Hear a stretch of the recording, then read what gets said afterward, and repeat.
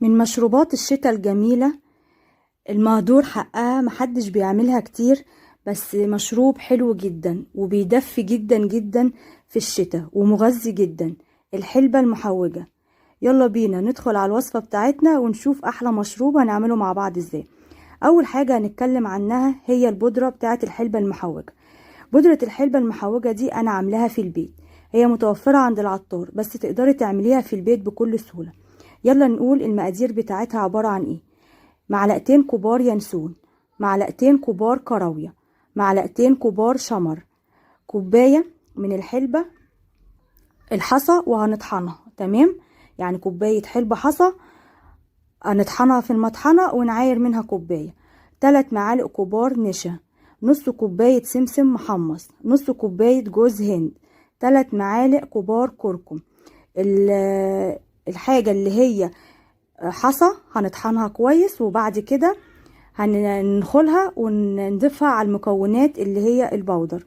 تمام، ونقلبها في بعض، بس هنديها تحميصة في الاول قبل ما نطحنها، هتبقى حلوة جدا. عايزة اقول لكم ان البودرة دي عندي بقالها سنة بتعمليها وتحتفظي بيها في التلاجة، وقت ما تحبي تعمليها هتطلعيها وتعملي، مش هيجرى لها اي حاجة ولا هتبوظ ولا اي حاجة. زي ما بقول لكم بقالها سنة عندي في التلاجة. يلا بينا نشوف المشروب بقى يتعمل معانا ازاي. حطيت كده 3 معالق كبار من السمنة، لازم يتعمل بسمنة فلاحي، ما ينفعش بزيت خالص. السمنة الفلاحي بتديها طعم حلو جدا. حطيت عليها 4 معالق كبار من الحلبة المحوجة. تمام، حسيت اللي هي عايزة سمنة تاني فحطت لها معلقة سمنة كمان. بتعمليها زي البشاميل بالظبط، بس ما تسيبهاش اللي هي تحط على النار كتير.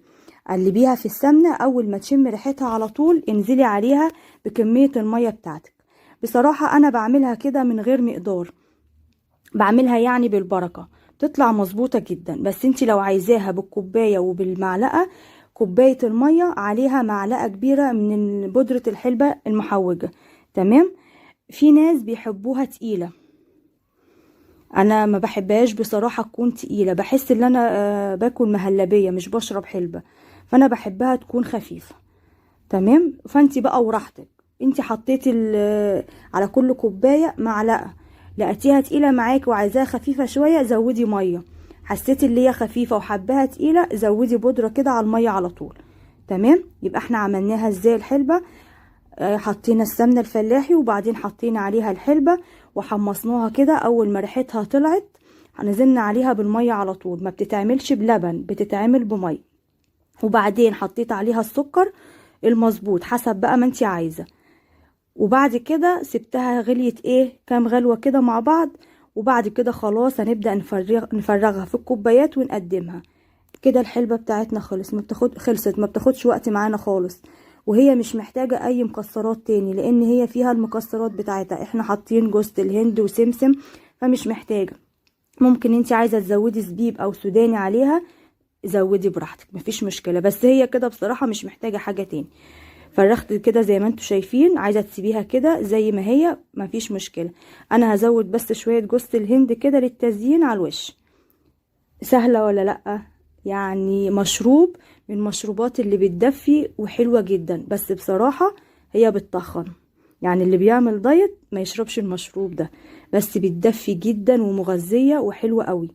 اعملوها لولادكم هيحبوها بجد، طعمها في منتهى الجمال. وانتي بتحمصي الحلبة ما تسيبهاش كتير على النار، علشان لو سبتيها كتير هتمرر منك.